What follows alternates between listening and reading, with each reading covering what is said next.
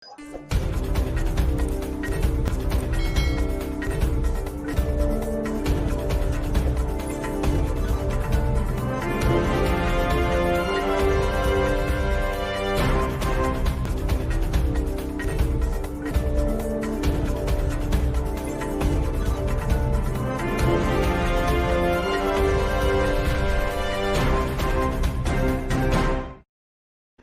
तमाम दोस्तों को एक बार फिर अस्सलाम वालेकुम। मैं हूं जावेद काजी और ये यूट्यूब चैनल जो है हमारा, मैं और इफ्तिखार भाई मिलके आपके लिए ताज़ा तरीन जो होती हैं वीडियोस वो लाते हैं। इसको आप सब्सक्राइब भी करें और लाइक भी करें, और वीडियोस जो होती हैं उनके नीचे आप अपने कमेंट्स जो हैं वो भी ज़रूर दिया करें।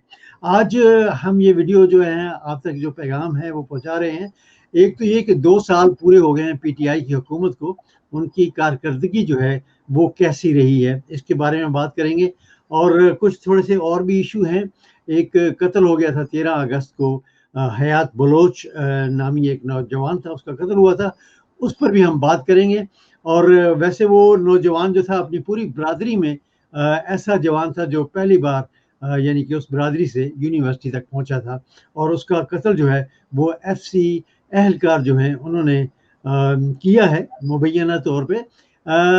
इस पे हम पूरी गुफ्तगू जो है वो हमारे जो साथी हैं इफ्तिखार चौधरी साहब फ्राम इस्लामाबाद, उनके साथ करेंगे। तो आइए चलते हैं हम इफ्तिखार भाई की तरफ। जी अस्सलाम वालेकुम। अस्सलाम वालेकुम जी काई इफ्तिखार भाई, साहब। जी इफ्तिखार भाई क्या हाल है? अस्सलाम वालेकुम काई साहब। अल्हम्दुलिल्लाह। जी इफ्तिखार भाई, जैसे मैंने कहा कि एक नौजवान जो हयात बलोच उसका नाम था, वो अपनी बरादरी में एक ऐसा जवान था जो पहली बार पूरी बरादरी में यूनिवर्सिटी तक पहुंचा था। और 13 अगस्त को एक बम धमाका हुआ था बलूचिस्तान में। उस हवाले से एफसी के नौजवानों ने फायरिंग खोली और वो हलाक हो गया। इस पर थोड़ी आप रोशनी डालिएगा कि ये केस है क्या और अब इसकी नवैयत क्या है? देखिए काई साहब, ये एक अनफॉर्चुनेट किस्म का इंसिडेंट है। ये एक तो एफसी की तरबियत का फुकदान नजर आता है, दूसरा इंटेलिजेंस की कोऑर्डिनेशन का फुकदान नजर आता है। और उससे पहले भी आपने देखा होगा कि एक रेंजर्स ने सरफराज नाम का एक लड़का जो है वो कैमरों के सामने उनको मर्डर किया था। अच्छा, वो भी उस पर भी उसको गिरफ्तार कर लिया गया था, उसको सजा भी सुना दी गई थी, बाद में सजा उसको खत्म कर देगी। फिर एक साहिवाल में केस हुआ था, उसकी जो जिस तरह उसकी दैयत दी गई वो एक किस्म का राज नजर आता है। उस पर भी हमने पूछा कि किस तरह वो एक जो पुलिस एहलकार हैं, किसके कहने पर उसको मर्डर किया गया, कहाँ से लीड आई, कैसे हुआ। फिर कहा गया कि वो जो साथ वाला शख्स था, वो जो कार चला रहा था, उसने मर्डर किया।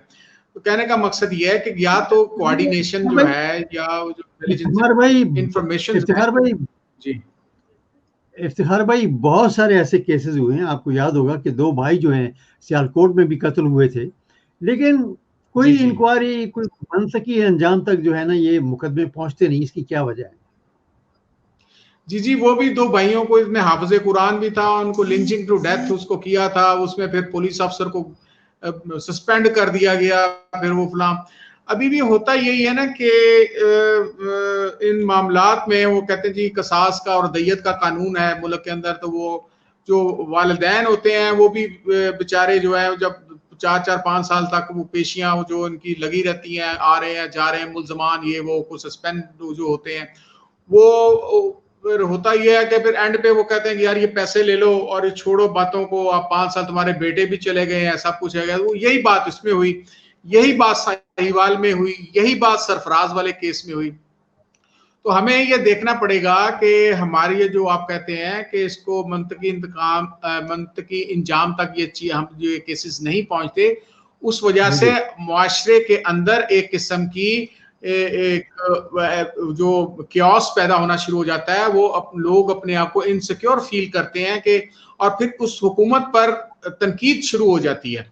बलूचिस्तान काजी साहब एक बहुत ज्यादा सेंसिटिव एरिया है। अभी भी कल जो है तुराबी साहब जो एक दहशत गर्द हैं, जिनके बारे में कहा गया कि वो बेनजीर के कत्ल में मरकजी मुल्जम है, वो जमानत पर रहा होकर अफगानिस्तान चले गए हैं। वहां उनकी वीडियो रिलीज होती है कि वो एनडीएस यानी जो अफगानिस्तान की इंटेलिजेंस है और रॉ के एजेंट्स बैठे हुए हैं, उनके साथ मिलकर पाकिस्तान के खिलाफ कोई मामला जो है वो या जो वायलेंस या टेररिस्ट एक्टिविटीज करने का प्लान कर रहे हैं, वो उनकी वीडियोज आ रही हैं। और उनका जो टारगेट होता है वो बलूचिस्तान ज्यादा है।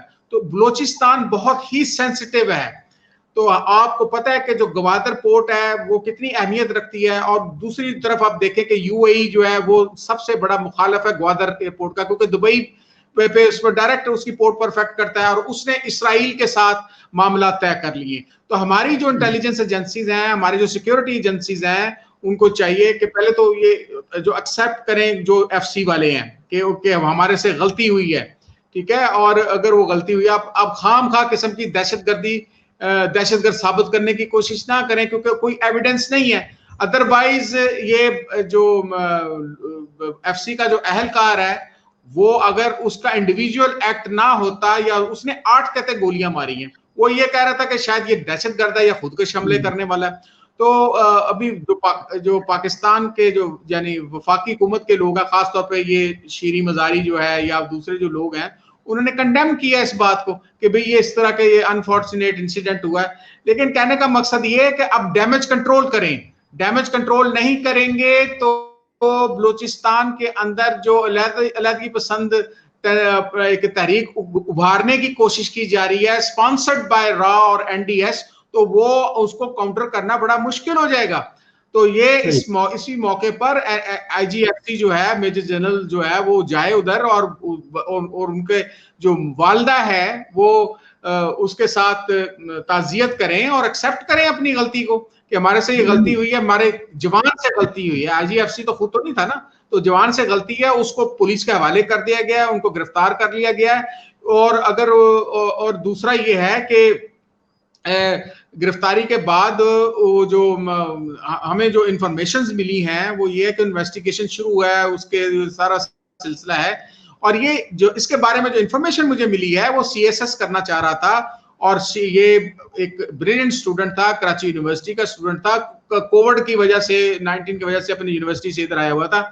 तो वो बेचारा इस मामले में इस बेचारे बदकिस्मती से फायरिंग कर, तो मैं ये समझता हूं कि बिल्कुल उसको मंतकी इंजाम तक पहुंचाना चाहिए काई साहब इस इशू को। अगर वो नहीं उसके साथ डील करना चाहते या नहीं उसके साथ दैयत या कसास का, क्योंकि कसास का तो एक ऑप्शन है, लेकिन अगर वो नहीं करना चाहते तो एटलीस्ट वो उसको सजा मिलनी चाहिए।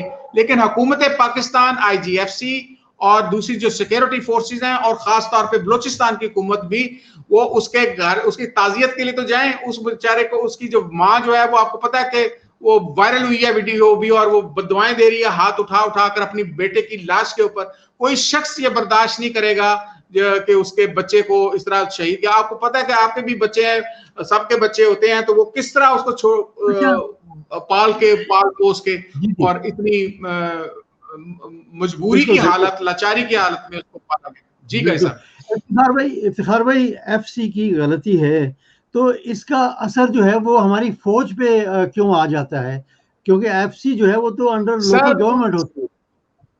नहीं, मैं बिल्कुल आपकी बात सकता हूं, लेकिन ये जो एफसी होती है ये कमांड की जा रही होती है एक सर्विंग मेजर जनरल के, ठीक है ना। तो अभी भी सर्विंग मेजर जनरल है। तो हालांकि जनरल रहील या इसके पीछे भी जनरल एक पुराने आईजी एफसी को सजा भी दी गई है।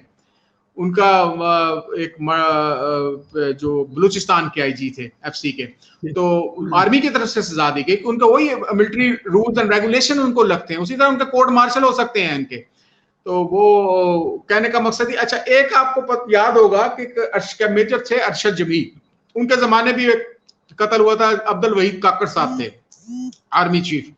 तो उन्होंने अपने घर के अंदर वो मुखालफिन जो थे, जो प्रॉपर्टी के इशू पे, लैंड के इशू पर, उन्होंने 5-10 बंदे जो है, 9-10 बंदे जो हैं वो उनको मार दिया, जान से मार दिया, और कहा कि रॉ के एजेंट थे। उनके डॉक्यूमेंट्स भी उसको साबित करने की कोशिश की रॉ के साथ लिंक करने के लिए। बाद में जब इंक्वायरी हुई तो पता चला कि वो उसके साथ कोई लैंड के इशू थे। उसके बाद उसको जनरल वहीद काकड़ ने, आर्मी चीफ ने, उसको सजाए मौत दी और उसको आखिरी वक्त तक वो जो 9-10 जो लोग थे उनके लवाहिकीन से उनकी बीवी जो है जाके माफिया भी मांगती रही कि गलती होगी, फलां हो गई, लेकिन वो फिर जाहिर उसको आर्मी चीफ ने उसको इनकार कर दिया, उसको फांसी दे दी गई। तो ये इस तरह के ऑप्टिक्स जो हैं, क्योंकि मेजर जनरल एक सर्विंग होता है, तो सीधा मेजर जनरल की तरफ जब बात जाती है, फिर उसके मेजर जनरल से निकलकर बात चली जाती है आर्मी चीफ की तरफ, और वहां पे अभी यही रोला डाला जा रहा है एफसी को, आर्मी को कहा जा रहा है कि यहाँ पे हुकूमत है ही नहीं। हुकूमत किसकी है जी? आर्मी की हुकूमत है जी। तो वो फिर ये अगर इसको डैमेज को कंट्रोल नहीं करेंगे सर, तो फिर आपको बलूचिस्तान के अंदर अगर ये तहरीकें जो है anti army Tehreek-e, anti FC Tehreek-e शुरू होगी दोबारा, बड़ी मुश्किल से इसको कंट्रोल किया गया था। ये किसी दहशतगर्द ने हमला नहीं किया, एक लॉ एनफोर्सिंग एजेंसी के बंदे ने हमला किया। वो 8 गोल, हमें ट्रेनिंग की जरूरत है इन लोगों को, ये ऐसे हर बंदे को दहशतगर्द कैसे बना लेते हैं। मैं किसी ऑफिसर से बात कर रहा था मैंने कहा यार वो जो आप हाथी होता है या शेर होता है, जब आप उसके पिंजरे में जाते हैं या जंगल में जाते हैं, सफारी पार्क में जाते हैं, उसका कोई इलाज करना होता है, आपके पास गन्स होती हैं, आप सीधा फायर करते हैं, वो बेहोश हो जाता है, उसको उठा के ले जाते हैं। तो ये बेहोश करने वाले जो होते हैं, ये जो गन्स होती हैं, ये हमारे पुलिस वालों को या एफसी वालों को या रेंजर्स को क्यों नहीं दी जाती कि आपने एक बंदा पकड़ना है, उसको बेहोश कर दें। ठीक है ना सर? तो हमें बहुत जरूरत है जी। जी बिल्कुल, आप सही कह रहे हैं। और हमें हमेशा यही उम्मीद रही है कि जब भी ऐसे केसेस होते हैं, अगर एविडेंस मौजूद है तो जो मुजरम है उनको ज़रूर सज़ा मिलनी चाहिए। थोड़ी सी हम बात करते हैं अब पॉलिटिकल जो सिनेरियो है इस वक्त। 2 साल पूरी हो गए हैं पाकिस्तान तहरीक इंसाफ के, और सारे वज़रा जो हैं वो बैठकर कॉन्फ्रेंस कर रहे हैं, अपनी जो वो सारी हुकूमतें ऐसी करती हैं, अपनी तारीफें कर रहे हैं। तो आप क्या समझते हैं कि law and order, prices for the public, उसमें कितनी कामयाबी हासिल की है पीटीआई ने? देखें, इमरान खान की सबसे बड़ी जो गलती थी, यानी हुकूमत लेने से पहले वो ब्लंग बांग दावे थे, जिस तरह 1 करोड़ 90 दिन के अंदर मैं करप्शन खत्म कर दूंगा। ठीक है ना? अब एक बंदे को फर्ज करें आज मैं करप्शन के इल्जाम में पकड़ा गया हूं, तो उसके बाद वो दूसरी एहतसाब कोर्ट है, अब एहतसाब कोर्ट में आप 2 साल लगा दें, अब एहतसाब कोर्ट के बाद जो है उसके बाद हाई कोर्ट है, फिर सुप्रीम कोर्ट है, फिर कहां पे आप जाके आप देख ले जितने भी मुकदमात हैं वो 90 दिन क्या, वो अभी आपके सामने कन्विक्ट भी हो गया है। वो कन्विक्ट होने के बाद वो चालबाजी करके जी वो प्लेटलेट्स ऊपर चले गए, नीचे चले गए, तो वो जो लफ्ज इस्तेमाल किए थे सुप्रीम कोर्ट ने कि ये सिसिलियन माफिया है, तो वो नहीं, जरदारी साहब से आप पैसे नहीं निकलवा सके। सबसे बड़ा इमरान खान का फेलियर ये है कि वो जो करप्ट एलिमेंट जिसके बारे वो क्लेम करता था और जिसके बारे में शहबाज शरीफ साहब भी कहते थे कि जनाब मैं उसको सड़कों पे घसीटूंगा या सड़क पर घसीट कर उनके पास आ जाएगी, तो वो या चौक में लटका दूंगा, किसी के पास 1 रुपया नहीं निकला, और ये सबसे बड़ा फेलियर है। अब जो ब्यूरोक्रेसी है वो 90 दिन की बात करने के बाद एक 1 करोड़ नौकरियों की बात करते थे, वो 1 करोड़ नौकरियों का आपको पता है स्कोप किस तरह वो बनाएगा।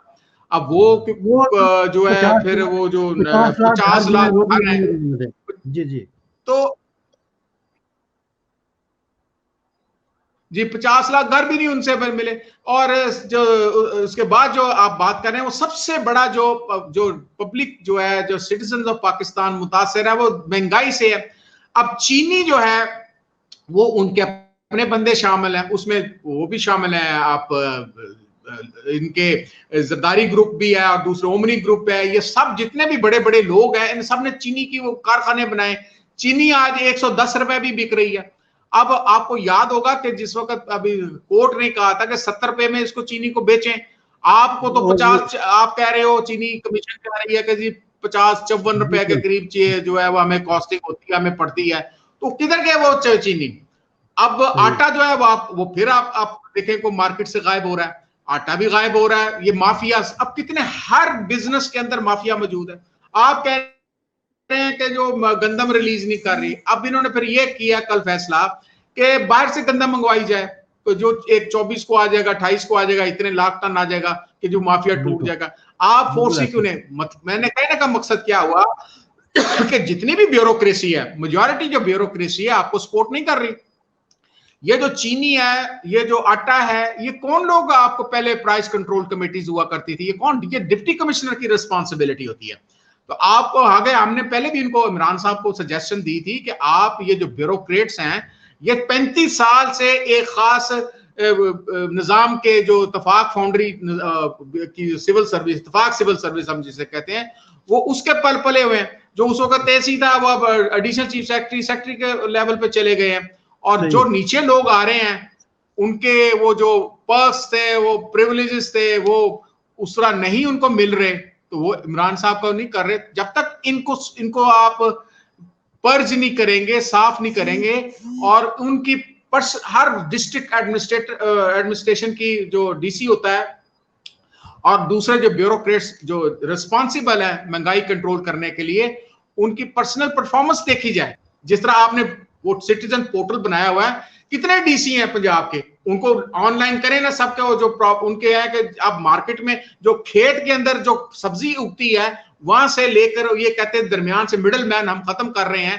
तो और आटा जो गंदम से जो निकलती है इधर से खेत से, वो उधर पहुंचने तक, वो फ्लोर मिल में पहुंचने तक वो कहां गायब होती है? या कौन लोग हैं जो होर्डिंग करते हैं? कौन सी सजाएं दी गई हैं काजी साहब जो होर्डिंग जिन्होंने किया, लाख लाख बोरियां बरामद भी हुई हैं, वो किधर गए वो लोग? बिल्कुल। तो ये इमरान खान का फेलियर है कि कॉमन मैन को आज, हाँ ये भी वो कह रहे हैं कि जो वर्ल्ड बैंक ये कह रहा है, मूडीज ने इनकी इस्तेकाम जो है वो शो किया, इनकी जो इकोनॉमिक एक्टिविटीज की वजह से इनकी मईशत जो है वो उसको पॉजिटिव लिया गया है। फिर जो दूसरे जो वर्ल्ड बैंक है, या वर्ल्ड बैंक के जो प्रेसिडेंट भी आए थे इधर, वो भी मतलब पाकिस्तान के बारे में अच्छी बातें कर रहे हैं। फिर बीच में एक प्रॉब्लम आ गई थी कोरोना की, तो कोरोना को उन्होंने हैंडल किया है। अब ये बात एक पॉजिटिव बात है, एक तीसरा कोरोना को हैंडल किया है, उसके बारे में और भी अब 6150 के करीब लोग हैं, उनके डेली 2, 3, 4 इस तक आ गई है, तो ये एक पॉजिटिव बात है। लेकिन ये वो जो इमरान खान का जो नारे होते थे कि करप्शन इतने दिन में खत्म कर दूंगा, उसको अब कल जब इंटरव्यू आपने देखा है इमरान खान का 2 साल के ऊपर, तो उसमें यही बात उसने किया कि मुझे यहाँ अगर पता चला कि यहाँ पर देखे, लेकिन अब यहाँ अगर पता चला तो इसका मतलब कि पहले इस किस्म की स्टेटमेंट्स आप क्यों दे रहे हैं? सही। तो लिहाजा आप लोगों को चाहिए कि इनको मत करें। जी बिल्कुल, वो बहुत बड़े बड़े दावे करके हुकूमत में आए थे, लेकिन जैसे वो कह रहे थे कि मुझे यहाँ आने के बाद पता चला कि मैं और पाकिस्तान कितनी मुसीबत में फंसे हुए हैं। बहरहाल जो भी ऐसे केसेस होते हैं जिन पर आज हमने थोड़ी सी डिस्कशन की है, जो हयात बलोच का केस था, हम चाहते हैं कि हमारे मुल्क में कानून जो है वो ऐसा हो कि सबके लिए बराबर हो, लेकिन देखते हैं आने वाले वक्तों में ये हो सकता है या नहीं। अभी इनके 3 साल बाकी हैं पाकिस्तान तहरीक इंसाफ के, देखते हैं कि ये 5 साल के बाद इन पर कितनी तनकीद होगी। इफ्तिखार भाई, आपका बहुत बहुत शुक्रिया, thank you so much for joining me, और उम्मीद करते हैं कि आइंदा भी आपके साथ बातचीत होती रहेगी। बहुत शुक्रिया आपका, thank you very much. Thank you जी, यही था आज का पैगाम, आज का वीडियो। और यूट्यूब को आप सब्सक्राइब भी करें और लाइक भी करें, और साथ कमेंट्स जो हैं वो ज़रूर आप दिया करें। अगले प्रोग्राम तक मुझे इजाज़त दीजिएगा। अल्लाह हाफिज़। अल्लाह हाफिज़। कैसा